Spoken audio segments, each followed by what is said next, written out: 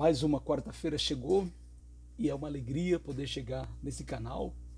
Você me conhece, eu sou um discípulo de Jesus e o objetivo desse canal, dessas mensagens que semanalmente a gente transmite, é falar da palavra de Deus. Você sabe que em 2018 eu coloquei como uma meta para mim mesmo, algo entre eu e Deus, de ler toda a Escritura Sagrada.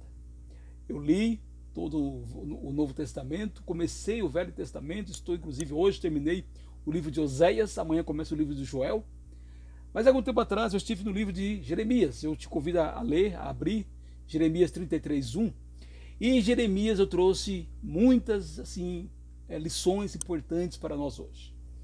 Jeremias 33:1 diz o seguinte: quando Jeremias ainda estava encarcerado no pátio da guarda, a palavra do Senhor veio a ele pela segunda vez. Pois é. No capítulo 32, o Jeremias ele encontra-se encarcerado, porque insiste em pregar a verdadeira palavra de Deus. Ele não quer mentir, ele fala somente aquilo que Deus lhe manda, e por isso, naquela época, o rei Ezequias não quer ouvi-lo, até o chama, até pede ao profeta que ore por ele, mas no momento em que o profeta começa a falar a verdadeira palavra de Deus, o rei Ezequias não aceita. Os sacerdotes, os líderes de Jerusalém o rejeitam. Mas Deus diz: olha, eu vou continuar utilizando você, mesmo assim, mesmo a maioria em sua época não ouvindo o que você está dizendo.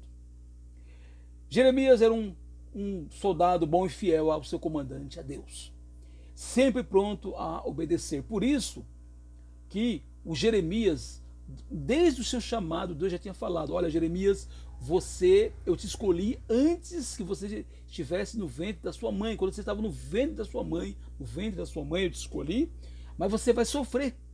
No capítulo 1 de Jeremias, versículo 7, Deus diz: você, Jeremias, prepare-se e vai dizer-lhes tudo o que eu ordenar a você. Não se assuste por causa deles, para que eu não tenha de fazer com que você fique assustado na presença deles. Olha só, no versículo 19, eles lutarão contra você, mas não conseguirão derrotá-lo, porque eu estou com você para livrá-lo, diz o Senhor. Jeremias sabe que vai sofrer. Jeremias, ele inclusive sofre emocionalmente, ele sofre fisicamente, ele sofre a solidão, a impopularidade no meio de um monte de profeta que fala as mentiras.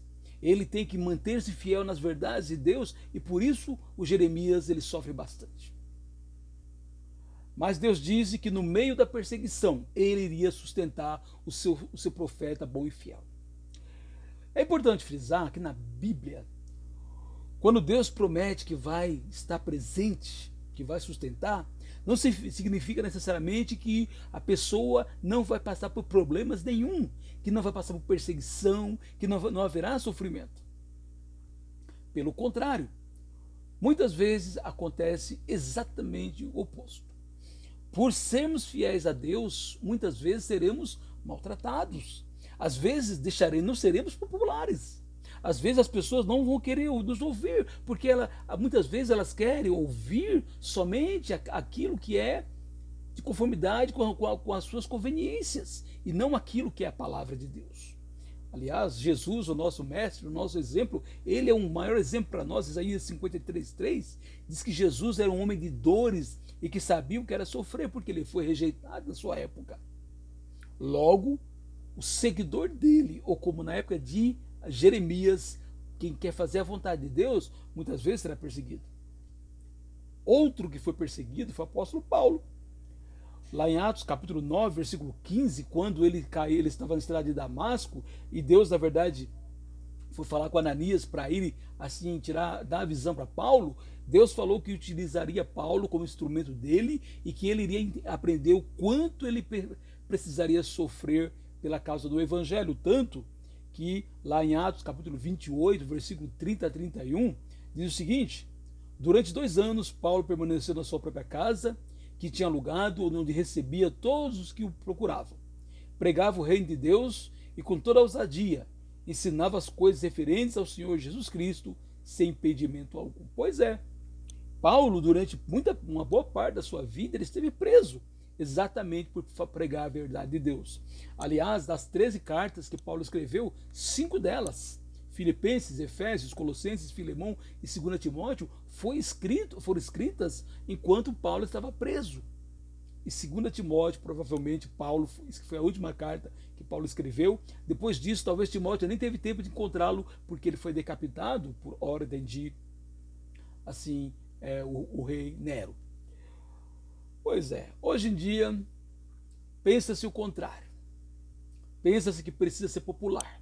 E, na verdade, hoje em dia, as pessoas querem ouvir falar do quê? As pessoas querem ouvir falar de bênçãos, do amor de Deus, de que para seguir Jesus ele aceita você do jeito que você é, que obediência é quase que uma opção, você obedece ou não obedece. Existe uma mensagem muito impopular hoje, falar, por exemplo, de obediência, falar de renúncia, falar assim de fazer a vontade de Deus, falar que existe dois caminhos, o caminho da perdição e o caminho da salvação, que existe sim o céu para os fiéis, mas existe o inferno para os infiéis. Isso não é uma palavra hoje muito popular. E por isso, o servidor de Jesus, muitas vezes, ele será impopular. Uma outra coisa que existe hoje em dia é que aquela frase, venha para Jesus e pare de sofrer, muitas vezes, muitos hoje têm encarado como sendo uma verdade de Deus. E é o contrário, muitas vezes, que acontece. Muitas vezes, para servirmos a Jesus, vamos servir no momento em que passamos por perseguições, às vezes problemas da vida. Você sabe que nessas minhas quase 3 décadas servindo ao Senhor, eu já passei por momentos de muito sofrimento e angústia, e foi exatamente nesse momento que decidi que faria a vontade de Deus, continuaria seguindo mesmo não me sentindo bem. Eu lembro às vezes em que fui dar uma aula bíblica, ensinar uma aula bíblica, às vezes desanimado, às vezes triste com algum problema pessoal, eu fui e fiz questão de ir. E como isso foi bom. Lembro às vezes em que subi ao púlpito para pregar, às vezes em crise emocional, mas eu fui confiando na palavra de Deus, confiando no poder de Deus, confiando no Espírito Santo de Deus. E dessa maneira consegui imitar o Senhor Jesus. Hoje, assim, naquele momento havia um sentimento de dor, sentimento de tristeza, mas naquele sentimento de tristeza, o servo de Deus, como Jeremias, o servo de Deus, em todas as épocas, ele continua sendo fiel ao Senhor, mesmo no momento de dificuldade. Você sabe que às vezes eu vou visitar um irmão em Cristo, em crise, às vezes está passando por um problema de desemprego, às vezes um problema, uma crise familiar, às vezes uma perda, e a pessoa me diz, olha, eu vou dar um tempo, e ele inclusive não está nem congregando, e ele diz, vou dar um tempo, e quando eu melhorar, quando eu passar por essa crise, eu volto. Às vezes até deixa algum trabalho que tinha assim, junto com a igreja, por causa de uma crise na vida. Sob a alegação de que precisa dar um tempo, algo não presente na vida de Jesus, dos apóstolos e dos homens fiéis a Deus, tanto no Velho como no Novo Testamento. É na angústia que nossa confiança em Deus deve aumentar. É na angústia que Deus quer utilizar o nosso sofrimento para que ele seja honrado e glorificado. Eu lembro do apóstolo Paulo, aquela experiência conhecida do espinho na carne, lá em 2 Coríntios 12. O Paulo por 3 vezes pediu a Deus que tirasse aquilo dele. E Deus por 3 vezes não tirou. E disse mais, quando você é fraco, aí é que você é forte. Por quê? Porque a força de Deus se aperfeiçoa na fraqueza. Paulo, pensando nisso, ele escreveu 2 Coríntios 1,4. É ele mesmo que nos consola em toda a nossa tribulação, para que pela consolação que nós mesmos recebemos de Deus, possamos consolar os que estiverem em qualquer espécie de tribulação. Nesta quarta-feira eu quero falar para você, meu irmão, minha irmã, você que talvez está vivendo um momento de luta, de angústia, de problema e tribulação mesmo. Olha, eu quero te falar que é exatamente nesse momento que Deus deseja utilizar você de maneira poderosa, pois a presença dele irá sustentá-lo e você poderá inclusive mostrar, testemunhar a sua fé em Jesus, e ele será glorificado através desse problema que você eventualmente esteja passando. Precisamos de fé, precisamos no momento de angústia nos expor a servir ao Senhor. Seja no momento de angústia, seja no momento que está tudo bem, nós continuamos fiéis. Na saúde e na doença, na tristeza ou na alegria, na fartura ou na escassez, é uma promessa que nós fazemos quando casamos. Todos nós, você que é casado, provavelmente fez essa promessa. Pois essa promessa é uma reprodução do que nós fazemos no dia em que confessamos Jesus como Senhor e somos imersos nas águas e nascemos de novo. De que permaneceremos fiéis ao Senhor até a morte, baseado em Apocalipse 2:10. Que o exemplo do nosso irmão mais velho, Jesus, será o suficiente para nós permanecermos fiéis a Ele. Tenha certeza, o momento da angústia passará. Seja aqui mesmo na terra. E tenha certeza, na maioria das vezes, o momento de angústia que você está vivendo vai passar aqui mesmo. Às vezes, quando sofremos, parece que nunca vai passar, mas tenha certeza, um momento certo, Deus vai passar. Então, o momento de angústia passará, seja aqui na terra, na maioria das vezes, aí em alguns casos, quando entrarmos no descanso eterno, nas regiões celestiais, quando toda a dor, todo o sofrimento deixará de existir. Que isto nos motive a servir a Deus e sua igreja, seja na alegria, seja na tristeza, seja na abundância, seja na escassez, em qualquer momento.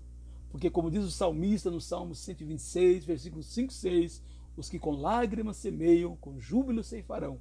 Quem sai andando e chorando enquanto semeia, voltará com júbilo, trazendo os seus feixes.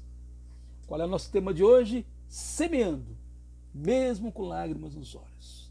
Semeando o bem, semeando a obediência, semeando o amor ao próximo, semeando assim o evangelho de Jesus, semeando compartilhar, semeando utilizar esse sofrimento para que Deus possa trabalhar e nos ajudar a lidar às vezes com um pecado que é tão difícil de vencer e às vezes no momento de dificuldade, exatamente naquele momento que Deus nos ajuda a vencer. Semeando, mesmo com lágrimas nos olhos, é o nosso tema de hoje. Se você quer ter essa mensagem por escrito, entre lá, igrejadecristo.net, ela está prontinha, escrita, para você compartilhar com quem você quiser.